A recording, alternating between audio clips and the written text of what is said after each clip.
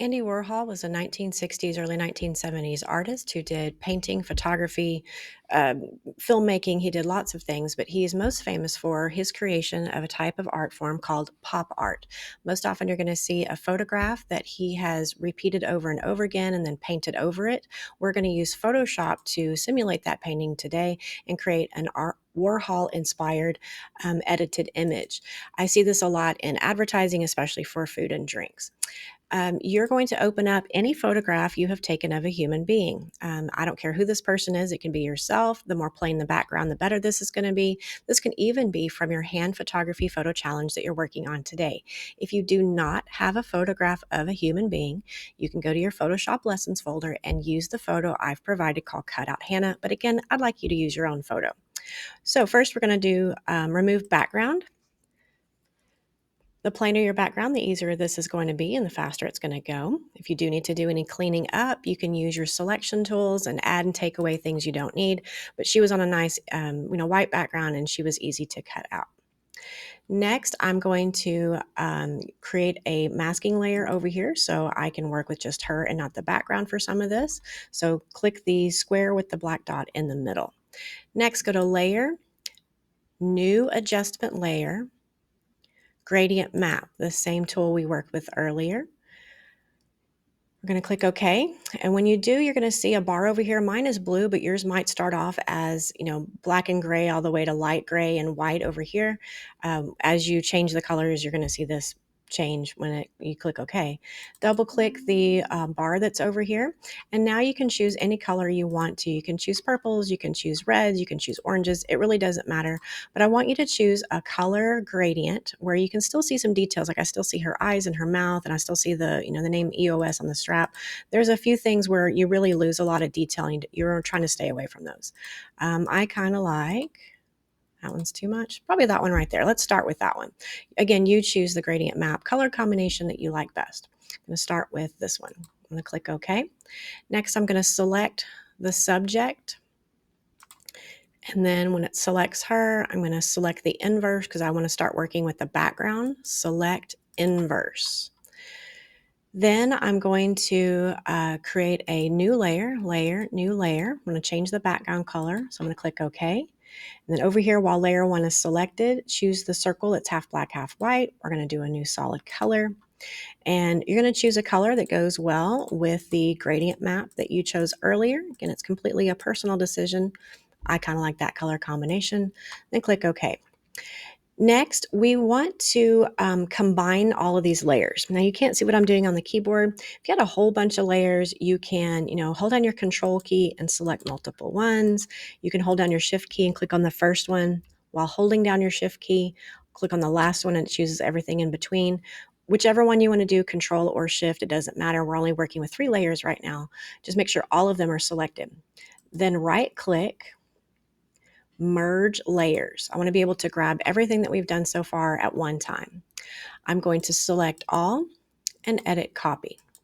I'm going to create a new document because I want to keep doing things to this one and paste them onto a new document. So file new. I don't like working with pixels. I can envision inches much better. So I want to do this 4 times. So I need to double my width and height. So whatever your number is here in inches, I want you to just double it. 8 plus 8, 16, 10 plus 10 is 20. Don't worry about the minor fractions there.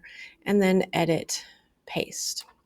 Using your move tool, let's put her up at the top left. If you need to crop out some of the stuff, you can. We can always adjust this later. Right now, I'm going to use the full frame. All right, heading back to my original picture, I need to undo a couple of things I just did.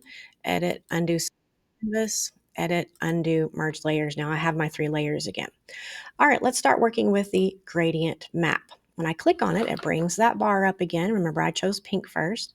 So while you're selecting gradient map, double click this. I'm going to do something different this time. I'm going to try purples. And I'm going to go through and find something fun. I like that one. Okay. Now I'm going to work with the background. Click over here. I think you can double click. Yes, there we go. We can double click on the color background we chose. Now I want to do something completely different. Something very Andy Warhol-like. There we go. Click OK. Let's keep repeating. I'm going to select all these layers. I'm holding down my Shift key. I have all of them. right click, merge layers, select all, edit, copy. We're going to go back to our document. We're going to edit, paste. Using our move tool, we're going to move her over here. We're going to do this 2 more times. Back to our original.